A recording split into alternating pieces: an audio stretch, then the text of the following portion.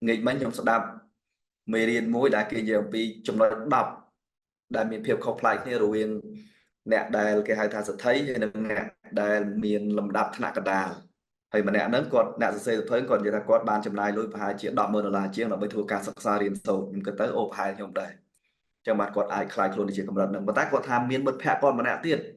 đại còn pra lôi hai chỉ chiêng hai sợ mơ là đã mới thua cả sắc xa riêng sâu សម្រាប់ខ្ញុំគ្រាន់តែ audio ball មានន័យថាមេរៀនជាសំឡេងសរុបទៅប្រហែលជាជាង10000ហើយសភៅមកកណោទៀតហើយកម្មវិធីសិក្សាខ្ញុំអាចនិយាយថាជាង100,000 ដុល្លារគ្រាន់តែការធ្វើការសិក្សារៀនសូត្រលេងប្រហែលឆ្នាំហ្នឹងអញ្ចឹងតើតើយើងបន្តនៅក្នុងការធ្វើការសិក្សារៀនសូត្របានយើងរីកចម្រើននៅក្នុងពិភពលោករបស់យើងនៅពេលបច្ចុប្បន្ន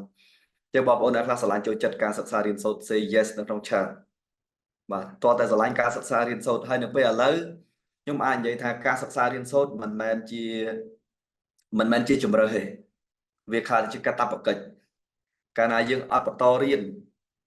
សូម្បីតែម្សិលមិញខ្ញុំស្ដាប់វាគ្មិនមកក្រុម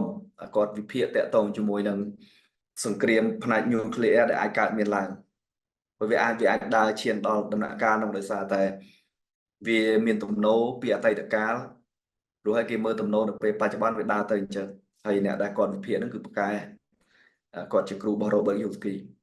អញ្ចឹងគាត់និយាយអំពីសាកលវិទ្យាល័យល្បីៗមួយចំនួននៅសហរដ្ឋអាមេរិកនៅពេលបច្ចុប្បន្នល្បីតែសាកលវិទ្យាល័យប៉ុន្តែសិស្សចេញមកពេលខ្លះអត់សូវមានសមត្ថភាពចាញ់ក្មេងៗដែលឪពុកម្ដាយបរៀននៅផ្ទះគេ home school